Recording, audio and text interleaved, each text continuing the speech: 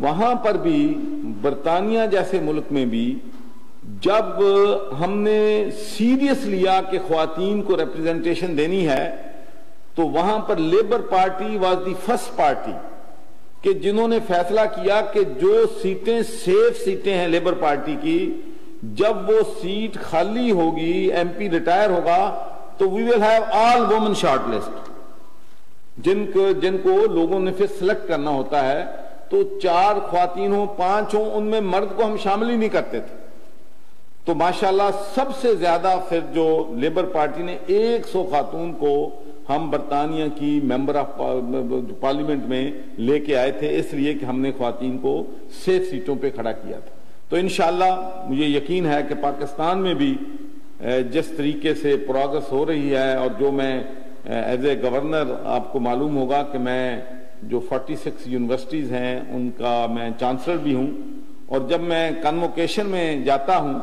تو ایک بات میں آپ کو شیئر کرنا چاہتا ہوں کہ جو فرسٹ میڈل ہے وہ بھی خاتون ہے، سیکنڈ میڈل ہے وہ بھی ہماری بیٹی ہے، تھرڈ میڈل ہے وہ بھی ہے۔ تو جس طریقے سے بچوں کے مقابلے میں ہماری خواتین جس طریقے سے ماشاءاللہ مائلز ہیڈ ہیں، تو آپ دیکھیں گے اگلے 10 سالوں میں ویسے ہی میرے خیال میں اس ملک میں خواتین کا راج جو ہے ہوگا، جو میں یونیورسٹیز میں صورتحال جو ہے وہ دیکھ رہا ہوں۔ میں آپ سب کو گورنر ہاؤس آمد پر خوش آمدید کہتا ہوں۔ جیسا کہ آپ کو معلوم ہے کہ آج ووٹرز کا قومی دن منانے کے لیے ہم سب یہاں اکٹھے ہوئے ہیں۔ میں جناب صوبائی الیکشن کمشنر کا مشکور ہوں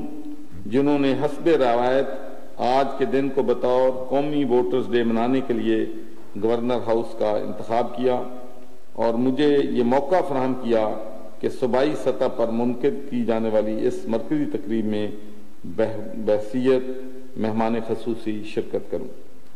الیکشن کمیشن کا یہ قدم قابل تحسین ہے کہ ہر سال 10 دسمبر قومی ووٹرز ڈے کے طور پر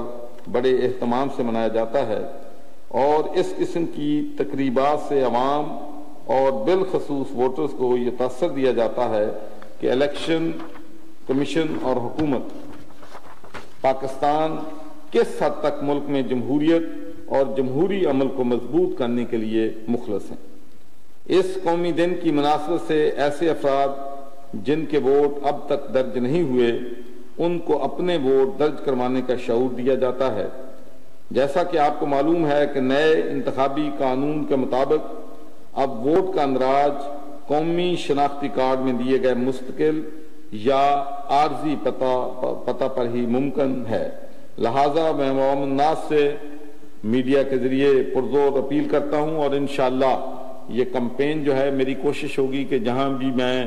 تقریبات میں جاؤں اس حوالے سے انشاءاللہ ان فیوچر، آج تک تو پہلے میں نے کبھی کسی تقریر میں نہیں کیا، سچی بات ہے، لیکن آج کے حوالے سے میں بھی یہاں سے کچھ سیکھ کے جا رہا ہوں، سیکھ کے جاؤں گا، اور اس ووٹر اندراج کے حوالے سے لوگوں کو جتنا بھی انشاءاللہ پیغام جو ہے پہنچانے کی کوشش جو ہے ہم پوری کریں گے۔ تو میں تمام لوگوں سے یہ اپیل کرتا ہوں کہ جو لوگ جن کا ووٹر رجسٹریشن میں نام نہیں ہے، ایک جو ہے بہت اچھا آپ نے فیصلہ کیا ہے کہ عارضی اور مستقل پتہ، اور اس سے الیکشن میں دھاندلی کی جو پرابلم سے میرے خیال میں بہت کم ہوئے ہیں، اس لیے کہ میں یہ سمجھتا تھا کہ الیکشن سے پہلے کچھ لوگ جو ہیں اپنی فیکٹریوں میں، اپنے گاؤں میں، اگر فیکٹری کسی کی ایک جگہ ہے تو جس حلقے میں ہے تو ان کے سارے ووٹ وہاں پر درج کروا لیتے تھے۔ تو اب یہ جو پرماننٹ اور ٹیمپریری والی بات ہے، اس سے بہت حد تک جو ابیوز ہوتا تھا وہ ابیوز جو ہے وہ ختم ہو جائے گا۔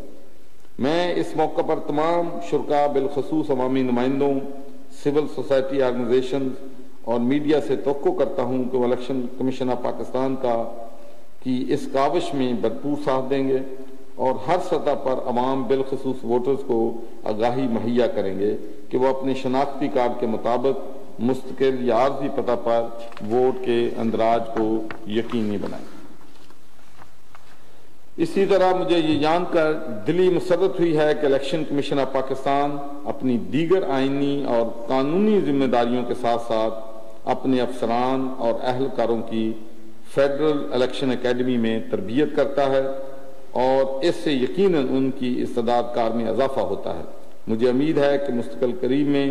اس اکیڈمی کے زیر اہتمام بین الاقوامی سطح کی تربیت کا بندوبست بھی کیا جائے گا، جس سے خطے کی دیگر الیکشن مینجمنٹ باڈیز بھی استفادہ کر سکیں گی۔ ہمیشہ حق سچ بات کی ہے، انتخابات میں خواتین کی نمائندگی کے لیے اقدامات کرنا ہوں گے۔ انتخابات کے بہترین انعقاد پر الیکشن کمیشن کو مبارکباد پیش کرتا ہوں۔ ہمیشہ اچھے کام کی تعریف اور غلط پر تنقید ہوتی ہے۔ ووٹرز کی اہمیت کے حوالے سے اس دن کا انعقاد اور اس مناسبت سے تقاریب منعقد کرنا قابل تحسین اقدام ہے۔ گورنر الیکشن کمیشن کو مبارکباد پیش کی اہمیت کے قومی دن کے موقع پر تقریب سے خطاب کر رہے تھے۔ پی ٹی وی نیوز سے یہ تھی تازہ ترین